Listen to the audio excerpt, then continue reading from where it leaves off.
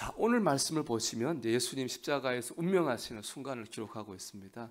주님께서 운명하시기 전에 마지막으로 하신 말씀은 뭐냐? 오늘 말씀에 나오는 것 46절에 나오는 것처럼 아버지, 내 영혼을 아버지 손에 부탁하나이다 라는 말씀이었어요. 이 말씀을 마지막으로 남기셨거든요. 오늘 아침에 이 말씀을 가지고 우리 묵상하고 은혜를 나누려고 합니다.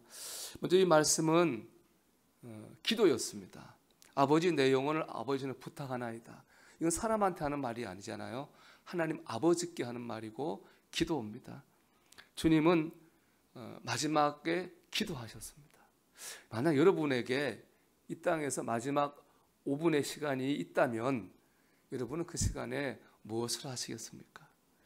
주님처럼 우리의 생의 마지막을 기도로 맞출 수 있다면 얼마나 좋겠습니까?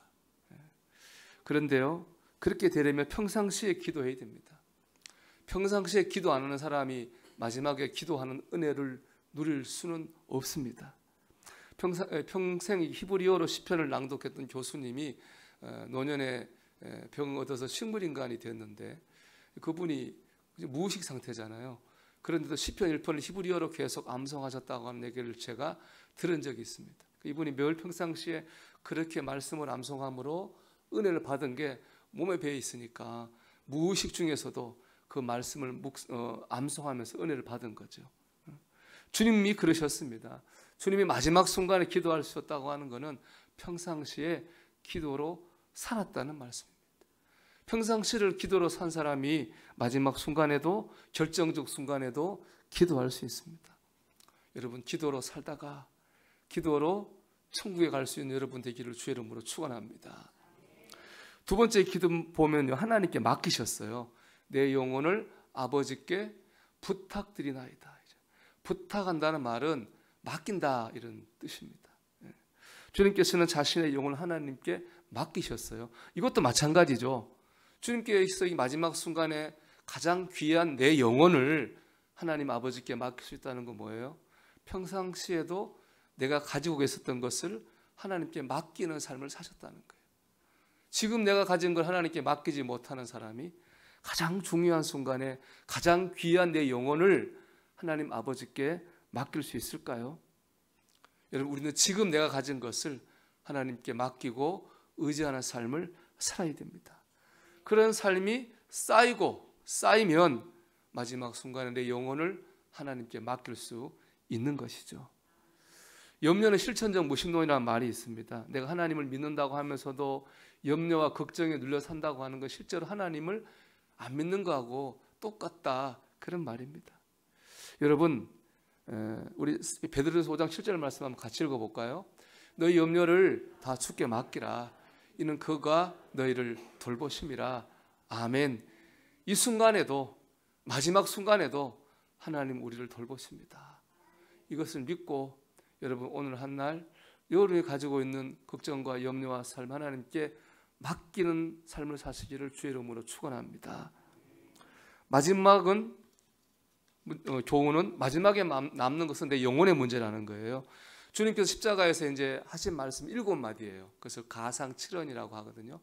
첫 번째 말씀, 우리가 어제 나눈 묵상의 말씀이었어요. 누가복음 23장 34절의 말씀이죠. 아버지, 저들을 사하여 주옵소서. 자기들이 하는 것을 알지 못함이니이다. 이것도 기도인데, 이 기도는 주님을 위한 기도가 아니죠. 주님을 괴롭혔던 사람들을 위한 중보기도였어요. 그리고 마지막 6번째 말씀은 뭐냐? 요한복음 19장 30절의 말씀, 우리 다 아는 말씀이에요. 다 이루었다. 이 말씀은 6번째 말씀. 그러니까 주님은 십자가 위에서도 사역을 하신 거예요. 다른 사람을 위해 기도하고 하나님, 주님 해야 될 일을 했던 거예요. 그 일을 다 마친 다음에 최후의 한 일이 뭐였습니까? 내 영혼을 부탁드립니다 라고 얘기했어요. 이거는 누구를 위한 기도가 아니잖아요. 이것은 무엇을 위한 기도도 아니거든요. 이것은 철저하게 개인의 문제입니다. 내 영혼의 문제인 거죠. 여러분, 마지막에 남는 거는 주님도 그렇고 우리도 그렇고 내 영혼입니다. 내 영혼의 문제가 남는 겁니다. 우리는 내 영혼을 주님처럼 마지막 날 주님께 맡길 수 있어야 됩니다. 그 맡길 만한 믿음이 있어야 된다는 말입니다. 제가 수십 분의 장례를 치르지 않았겠습니까? 그 중에 어떤 분들이 직접 임종을 내가 한 적도 있었고, 임종을 하지 않았지만 거의 돌아가시 며칠 전에 요양원이든 병원에서 신방하고 대화한 적도 있었어요. 제가 그런 과정을 통해서 느끼고 처음 처절하게 깨달은 게 있어요. 마지막 순간에 꼭 필요한 건, 마지막에 남는 건 믿음밖에 없어요.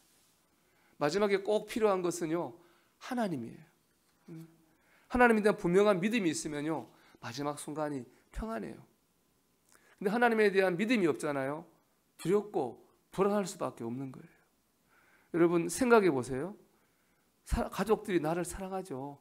하지만 아무리 나를 사랑하는 사람이라 할지라도 마지막 순간에 나를 해줄 수 있는 게 없어요. 나를 해줄 수 있는 건 울어주는 것밖에 없어요. 내 영혼을 어떻게 할 수가 없어요. 내 영혼을 마지막에 구원하실 수 있는 분은 하나님밖에 없어요. 우리 믿음밖에 없는 거예요. 그래서 마지막에 남는 건 믿음밖에 없고 마지막에 꼭 필요한 분이 하나님입니다. 마지막에 우리는 철저하게 혼자가 됩니다. 그렇기 때문에 우리 이 땅에서 많은 관계를 맺잖아요. 그 관계 맺고 일도 하죠. 그렇지만 가장 중요한 결국에는 하나님과의 관계예요. 그게 제일 중요한 거예요. 우리 이 땅에서부터 하나님과의 관계에 집중해야 됩니다. 그럴 때 마지막 순간에 이렇게 기도할 수 있는 거예요. 주님처럼 아버지 내 영혼을 부탁드립니다.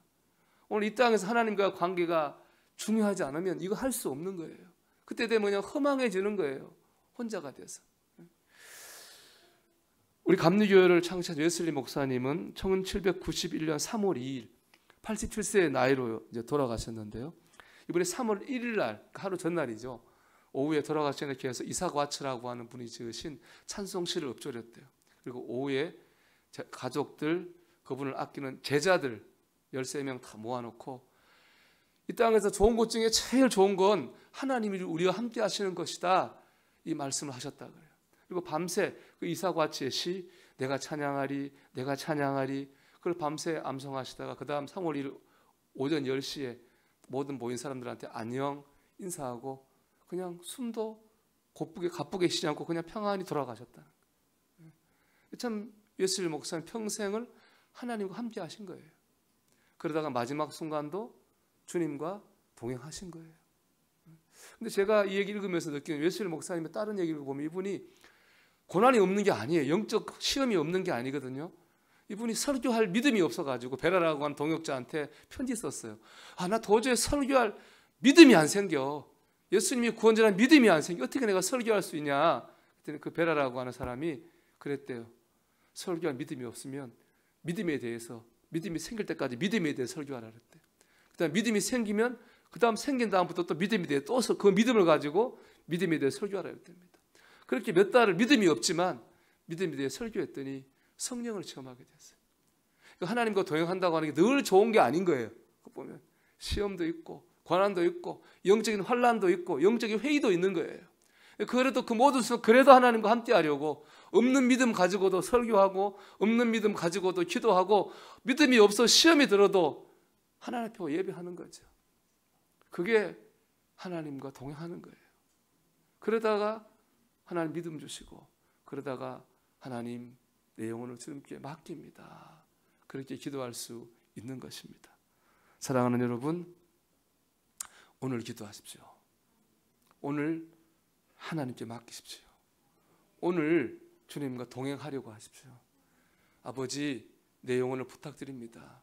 이 주님의 마지막 기도가 오늘 저와 여러분의 기도가 되기를 주의 이름으로 축원합니다.